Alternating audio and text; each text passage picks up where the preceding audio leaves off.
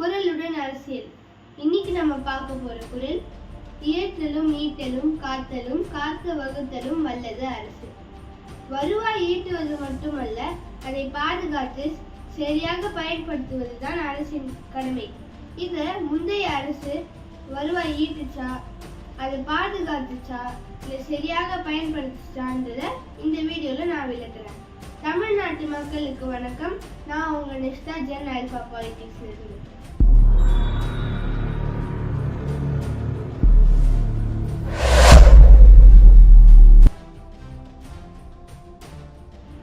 இதுக்கு முன்னாடி இருந்த அரசு வருவாயை சரியா ஈட்டவும் இல்லை, வந்த வருவாயை பாதுகாக்கவும் இல்லை, அதை சரியாக பயன்படுத்தவும் இல்லை.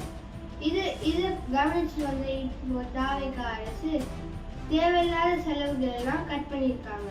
அது என்ன, நிறைய டெண்டர்களை தேவையில்லாத டெண்டர்களை கேன்சல் பண்ணியிருக்காங்க. அது என்னன்றதுல என்ன பார்க்கலாமா? முதல்ல இந்து சமய அறநிலைத்துறை, அதாவது HRNC டிபார்ட்மெண்ட்ல 245 கோடி மதிப்புள்ள டெண்டர்களை கேன்சல் பண்ணியிருக்காங்க. மொத்தமா 46 டெண்டர்கள் கேன்சல் பண்ணியிருக்காங்க. இதுல நெக்ஸ்ட் நம்ம சென்னை மாநகராட்சி, அதாவது கிரேட்டர் சென்னை கார்பரேஷன்ல 284 கோடி மதிப்புள்ள டெண்டர்களை கேன்சல் பண்ணியிருக்காங்க. இது ஒரு நடைபாதை டெண்டர், இது ஒரு பேக்கேஜ் டெண்டர். நெக்ஸ்ட் போக்குவரத்து துறை, இதுல பாத்தீங்கன்னா 500 எலக்ட்ரிக் பஸ்ஸை கேன்சல் பண்ணியிருக்காங்க. இது ஒன்றும் அனாவசிய செலவு கிடையாது, ஆனா இது வருவாய் ஈட்டாததுனால இதை கேன்சல் பண்ணியிருக்காங்க. இந்த 500 பஸ்ஸுடைய தொகையை எந்த இடத்துலயும் வெளிப்படுத்தல. இது நம்ம கணக்கு பார்த்தோம்னா ஒரு 800 இருந்து 900 கோடி வரைக்கும் வரும் இதோட மதிப்பு.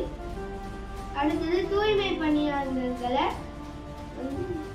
தனியார் மையமா மாற்றத்துக்கான திட்டம், இதையும் கேன்சல் ரத்து பண்ணியிருக்காங்க. ஏன்னா இது தேவையில்லாத செலவு கிடையாது, இது அவங்களோட வாழ்வாதாரத்திற்காக ரத்து பண்ணியிருக்காங்க. இது மட்டும் இல்லாம PWD, rural development, ED, water supply அப்படின்னு சொல்லிட்டு இன்னும் நிறைய துறையில நிறைய டெண்டர் கேன்சல் பண்ணியிருக்காங்க.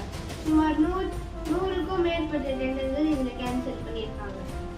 இது எல்லாமே தேவையில்லாத செலவு தான். இப்போ இதுக்கு முன்னாடி சொன்ன மாதிரி தான், இயற்றலும் ஈட்டலும் காத்தலும் காத்து வகுத்தலும் வல்லது அரசு.